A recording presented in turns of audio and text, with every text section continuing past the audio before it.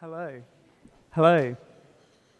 Thank you for inviting us to speak today. This is Janie Nichol, who is a visual artist and an ex-president of the Scottish Artists Union, and I am Gordon Dixon, the projects manager at the Scottish Artists Union. We were started in 2001 by a group of artists. We now have over 1,300 members. The Scottish Artists Union is the representative voice of artists, applied artists, and makers living or working in Scotland. We're the main campaigning voice for artists in Scotland, and we also helped start up the Artists Union of England about 3 or 4 years ago. We work on behalf of our members, defending their rights, expanding their benefits, and fighting to make a professional career in the arts sustainable for all our members. We also offer a comprehensive free learning program, advice and support to all our members. Our members really appreciate the work that we do and the support that we give them. And so this was a message I got a couple of weeks ago. Thank you very much for the Scottish Artists Union. Once again, you kicked the arse of the gallery, so I'm getting paid. This is great. I really appreciate your help. Thank you so much. You can count on my support for every day until I die, and possibly for a few ones after that as well. We survey our members every year and ask them about what it's like working and living in Scotland. Last year, we found 4 out of 5 members are self-employed, with none of the safeguards you associate with paid employment, and 80% earn less than £10,000 a year. 79% do not get issued with contracts for paid work, making them vulnerable to exploitative practices. And we're getting funding from the STUC to develop a fair work contract, which all our members will be able to use to negotiate better conditions and better pay for their work. 73% work from home. This is because rising costs of studios and access to workshops is really expensive across the country. This particularly affects artists living and working in rural areas. Working from home also limits, for some, the work that they can produce and can put an additional pressure on their home life. Almost half of our members work part-time, so must work in other areas to bring in full-time pay. They find all kinds of work to supplement their income. The lucky ones have work connected to their practice, like teaching, and many can be paid and unpaid carers, parents, and work in the voluntary sector.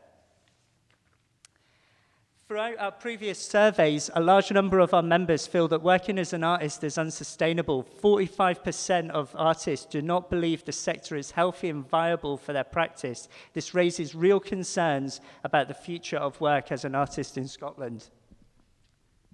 Which takes us neatly on to my contribution, which is to talk about In Kind, which was a research project that I undertook with a fellow artist, Ailey Rutherford, during Glasgow International, using Glasgow International as a case study.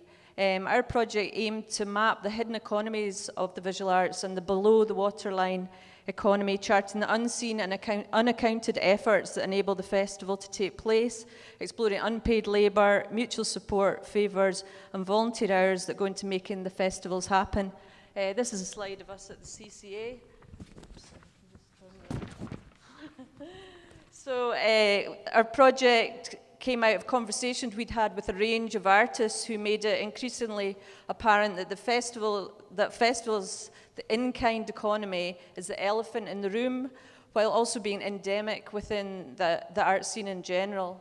Our project challenged the apparently successful arts festival model rolled out across many major cities.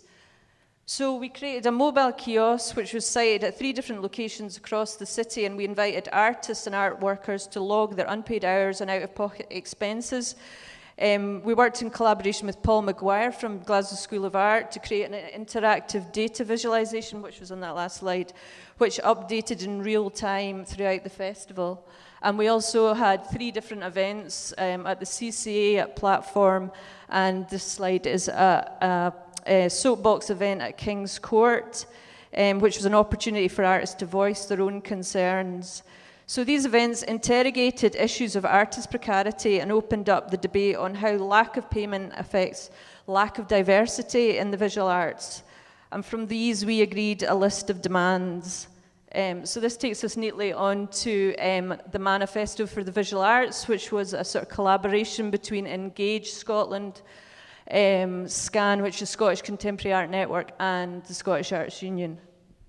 So there's an interactive part here now. We'd like you to share with us and join with us in speaking and raising your voice about some of these manifesto claims that we got. We had 19 separate, but this is the first one. So if you'd like to join with us, we believe that art is vital for the health and well-being of individuals and society. Come on, louder. So well done. I want better on the next one. This one was about Brexit and the impact that that's having. We defend the right of art and artists to move freely across borders and defend the freedoms of our international peers and colleagues. That's better. Now really go for it on this last one. If you feel the need to stand to raise your fist, then give it all your heart. That would be amazing. You all look beautiful, and I know you can shout louder.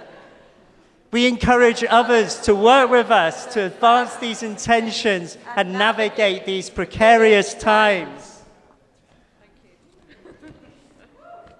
Thank you for the opportunity to highlight the unfair, unpaid, discriminatory aspects of working in the sector and sharing actions both the union and individual artists are taking to challenge the future of work in the visual arts. If you're not a member of a union, join one. If you're an artist, join the Scottish Artists Union. Thank you.